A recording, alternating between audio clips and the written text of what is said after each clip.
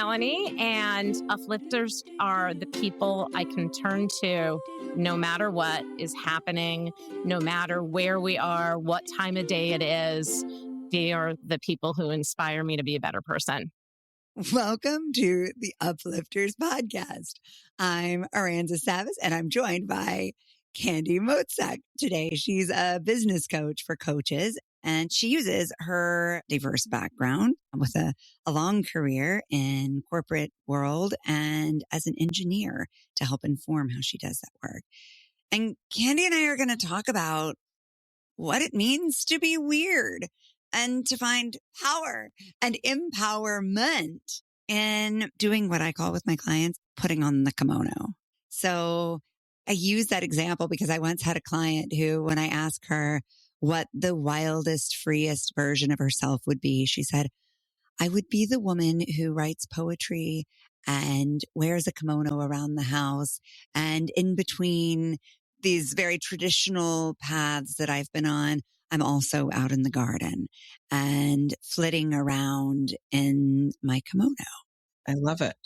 I'm so excited to talk to you, Candy, as somebody who has led a rich and diverse life, who has thrived in many different stages of her career in life, to talk about how we embrace our weird.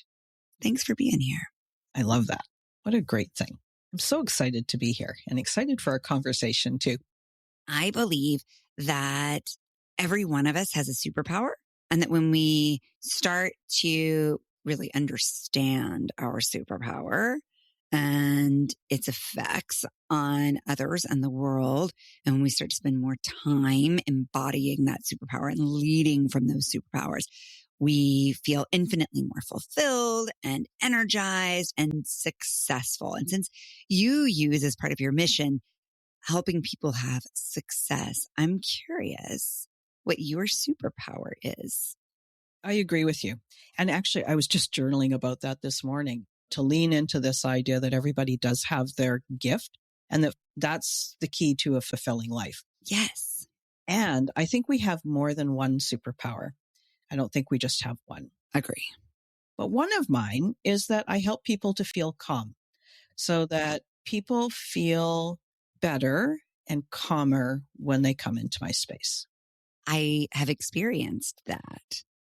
And yeah, I'm experiencing it right now, in fact, and it is super powerful.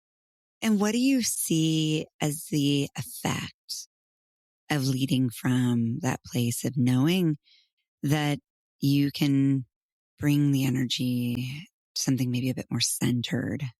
Yeah, so the effect of it is that I don't really have to do much to keep that space.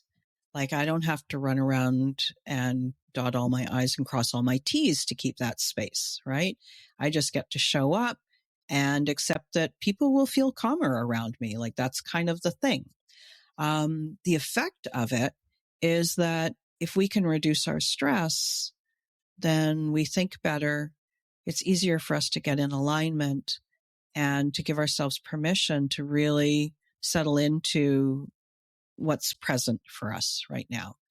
And, so that's one of the other beliefs that I have, that everything begins within, like when we know ourselves and we honor who we are and we respect ourselves, then that is the beginning of that life that we want to live, however each of us looks at it. So if I can help you to feel calmer, then it's easier for you to go within and not feel that you've got to perform to be around me, or that you've got to jump through all these hoops to keep up. When did you first discover that you had that superpower? I never really thought that it was a superpower. I just thought that that's kind of what happened. Mm-hmm. And then it took me a while to realize that it was actually a gift. And the way I figured it out is people kept saying to me, oh, I feel so much better now, right? So it's like, but it took about 5 years of people saying it for me to actually understand that it was a thing.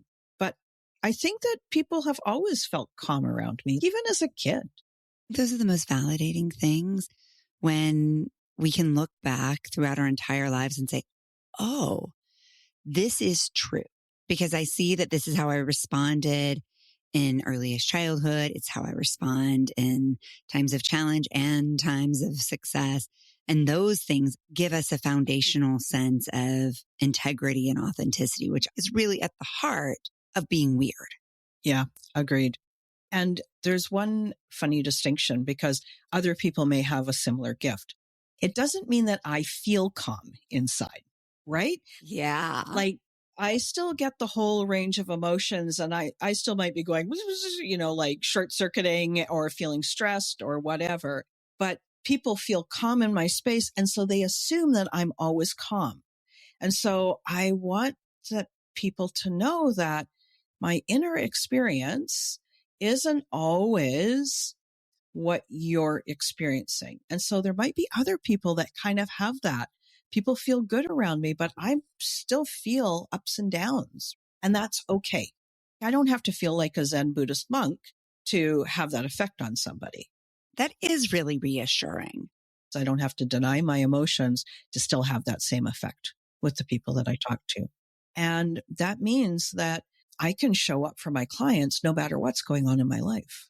As somebody who has had such a diverse career, what has the journey been like to integrate your strengths, your knowledge, and your experience into the fullest, truest version of you? So that's a big question.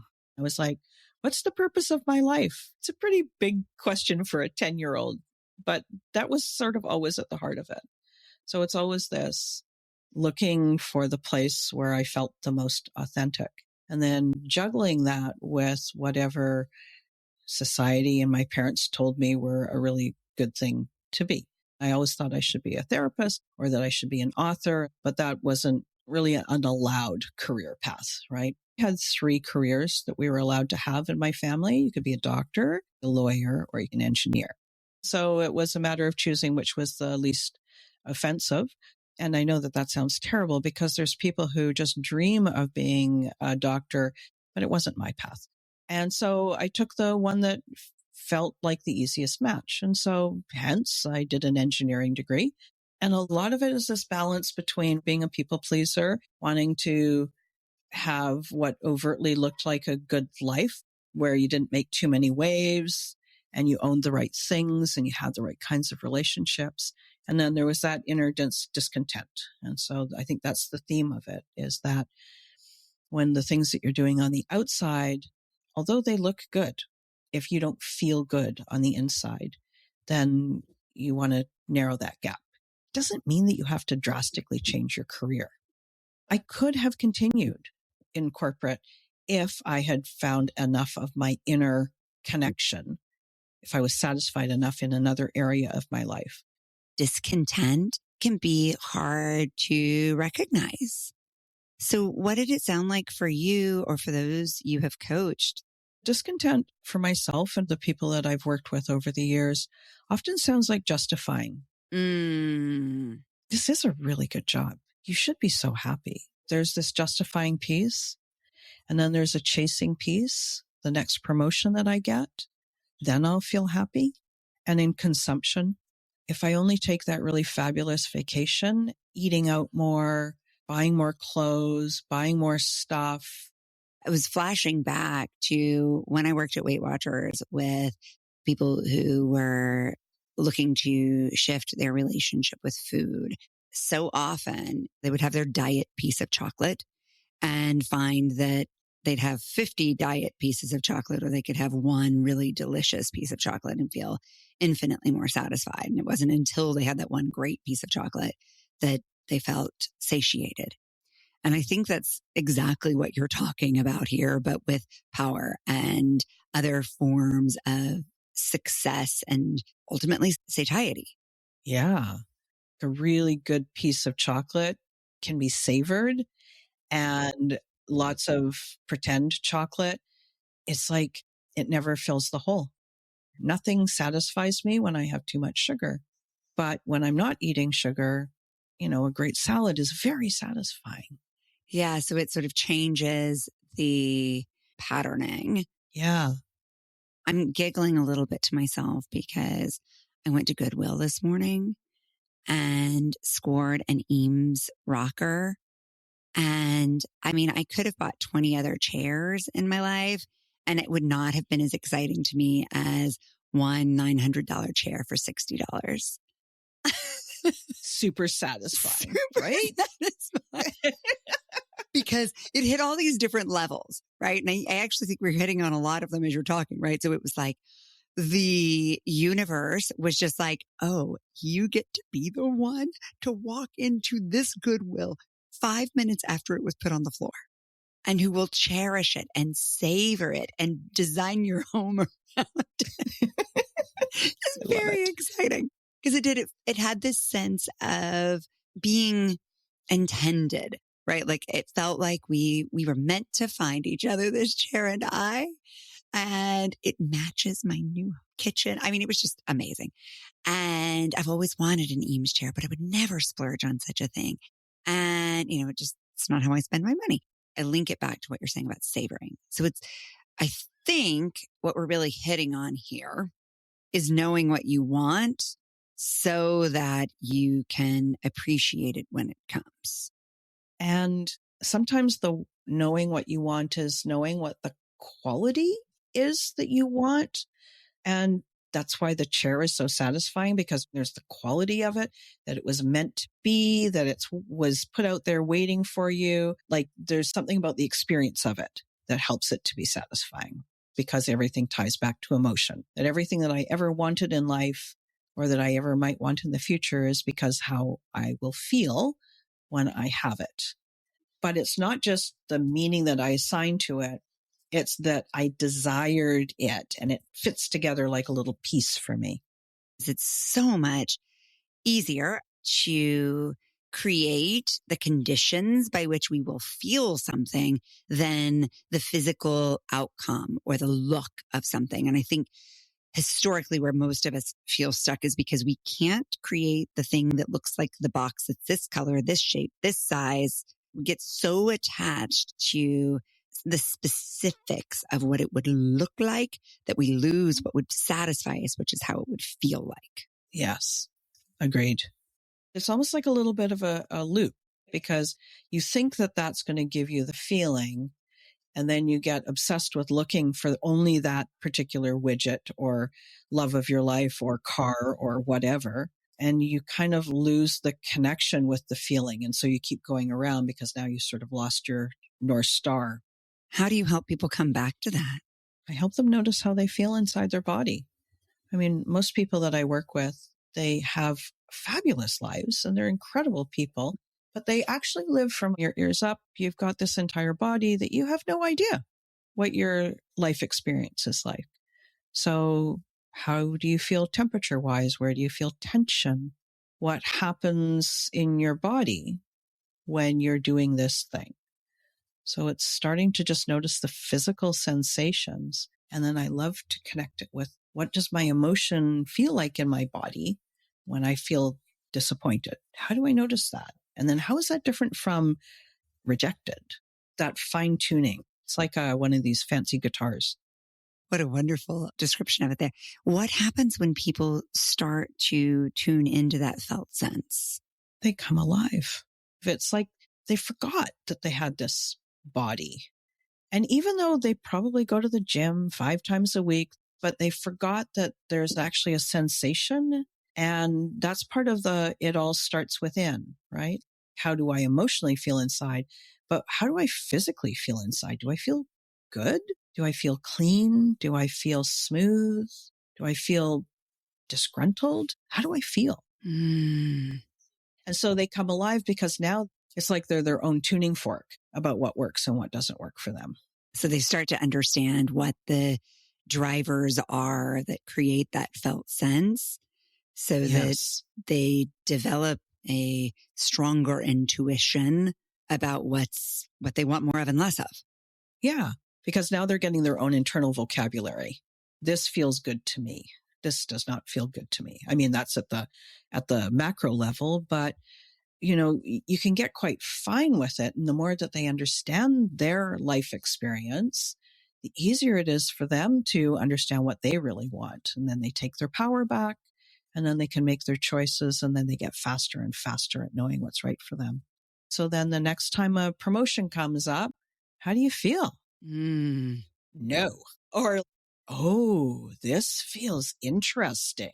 So you can make your own choices. Yes. And I think there are lots of different flavors of discomfort. And so it's not about avoiding discomfort, but it's understanding the discomfort. Is this fear that could hurt me or help me?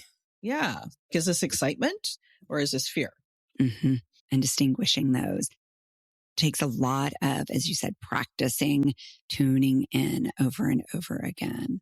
And that's what one of the roles of a coach is to help somebody live that fuller life. And that includes getting more in touch with themselves and their body and their emotions, because then it puts them in the driver's seat. Nobody else is going to know the right decision for them or what they really want in life. And it allows them to do that. So I think about all these leaders that if they were connected with themselves, the choices they would make would be so much more empowering for them. And they'd also know when it's time for them to move on to the next thing, right? They wouldn't be kind of hanging on like, oh, I can't lose this great job, because they'd know it's time for me to evolve to the next thing.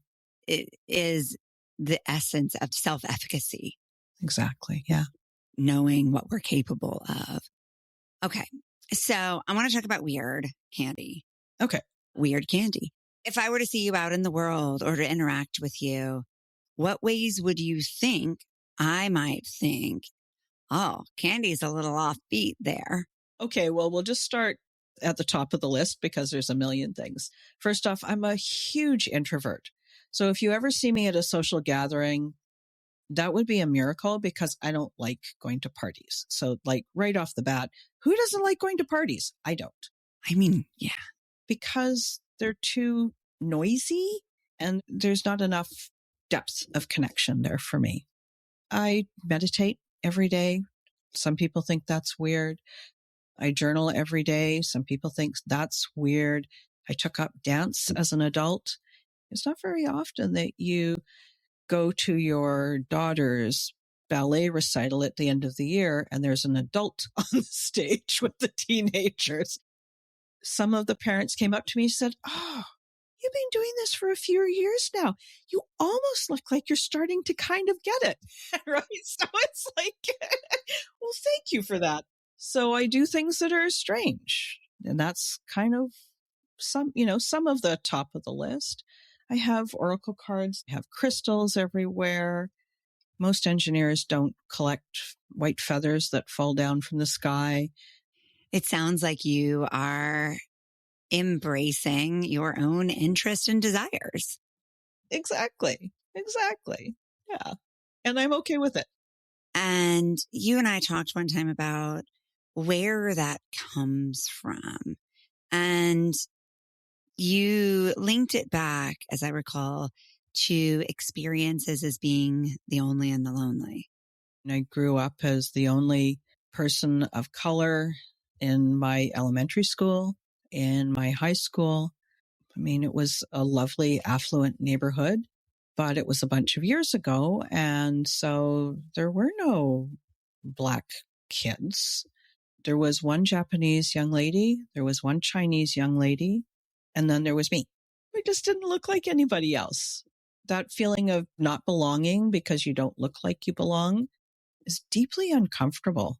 I know every kid feels odd. That not belonging piece was huge. And it was really painful. And then over time, you get to reframe how you think about that. And so I think that that's, some of the work that I've done, that reframe of, well, that makes it okay for me to do things that don't fit in because I've never fit in anyway. So I might as well enjoy it. And then it gives other people permission to be more of themselves as well. And what has given that sense of belonging to you? I belong within myself. And then that means that I can belong anywhere I feel like I want to be. And I don't have to be concerned about somebody else's opinion so much.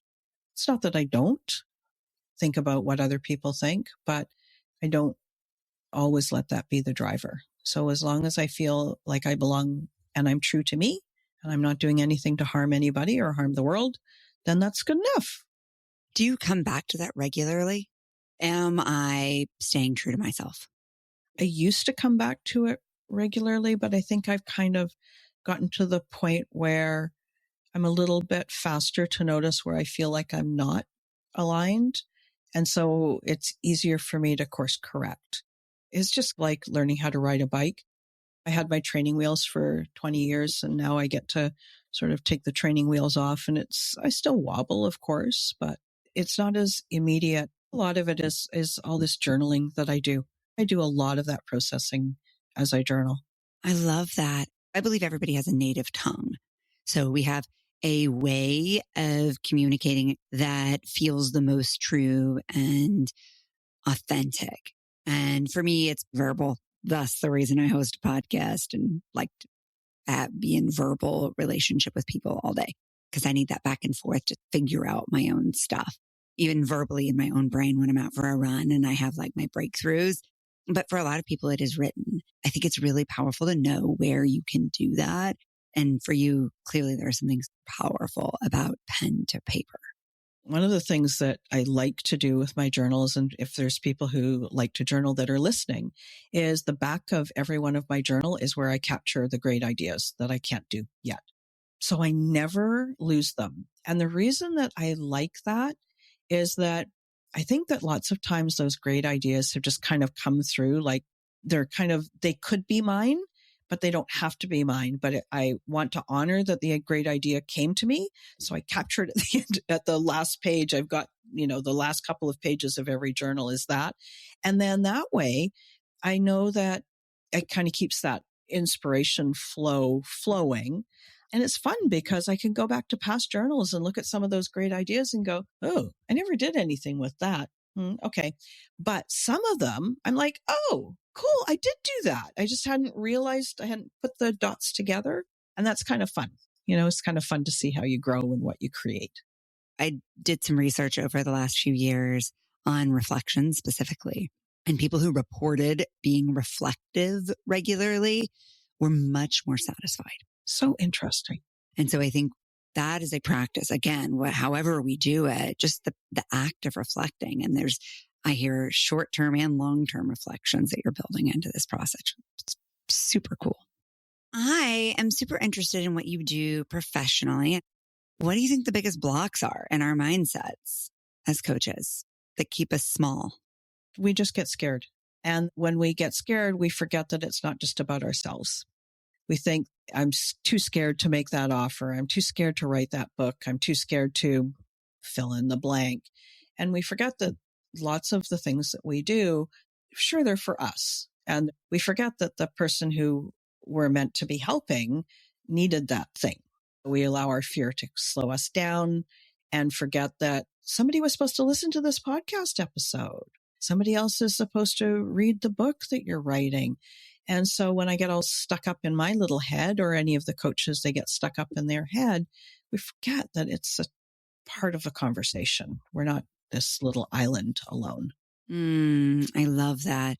Yeah. When we make it just about ourselves, it becomes selfish and ultimately feels a lot scarier because it's about us and not about the impact.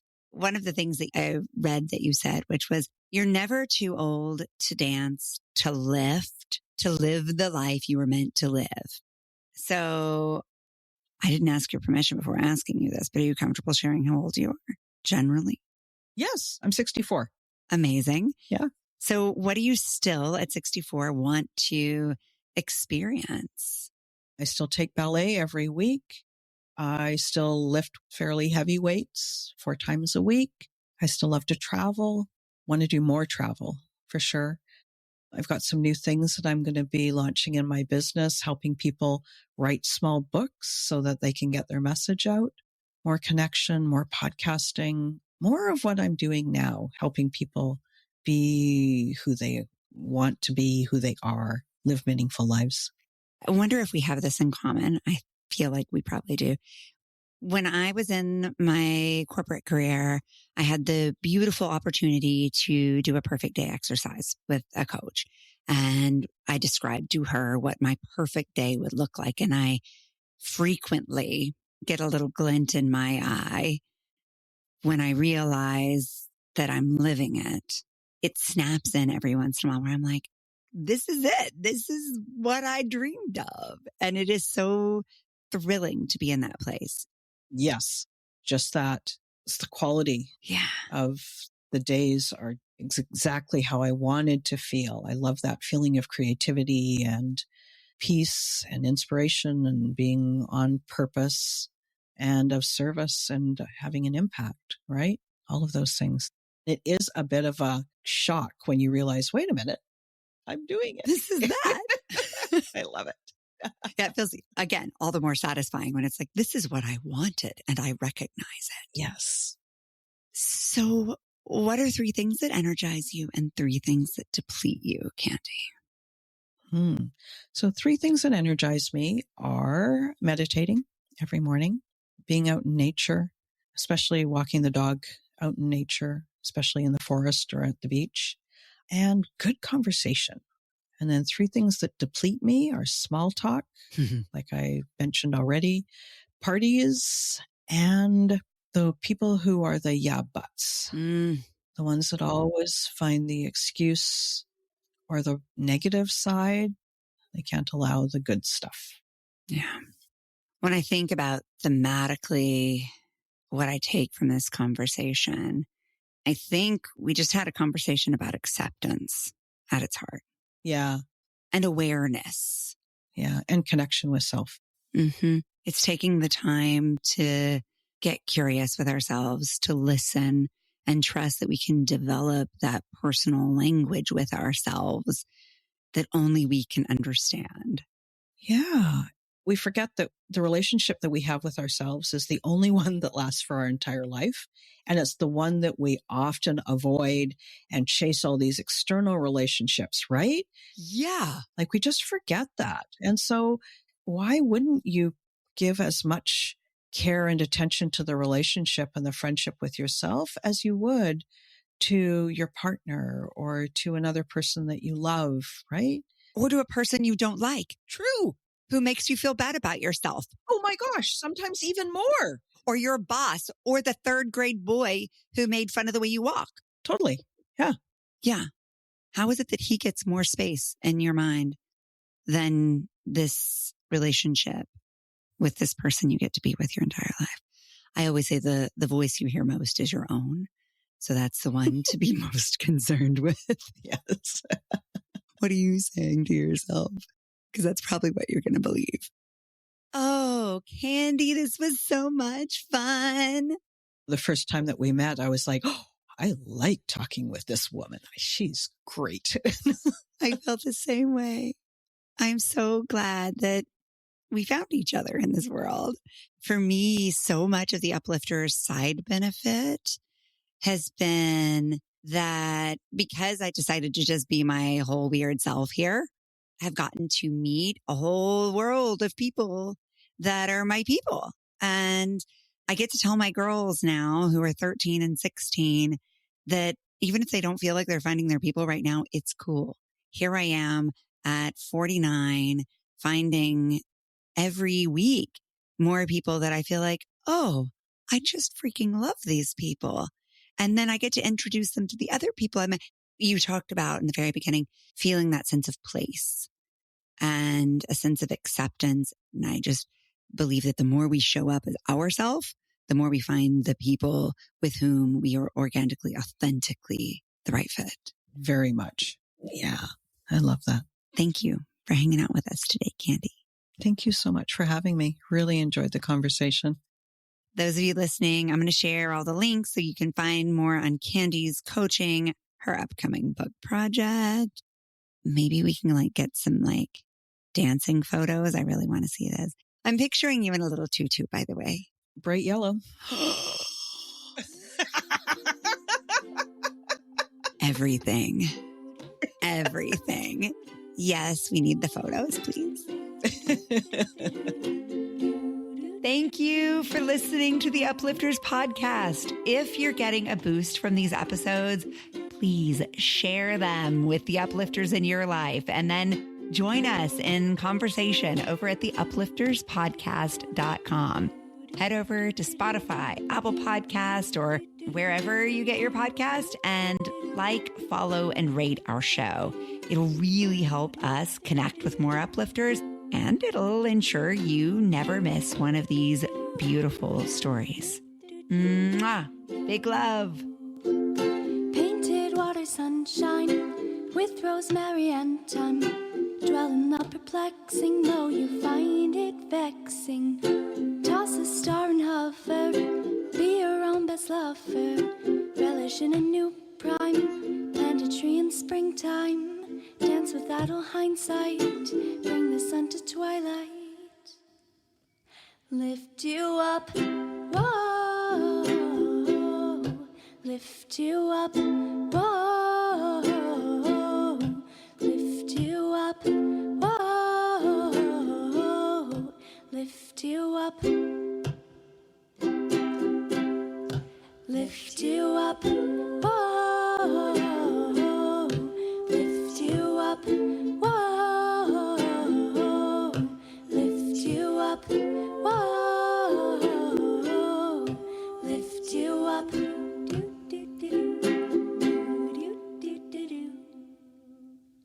Beautiful. I cried.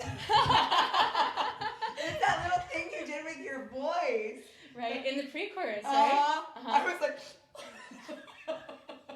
Mommy, I had to stop cry quietly. Mommy, stop crying. You're disturbing the peace.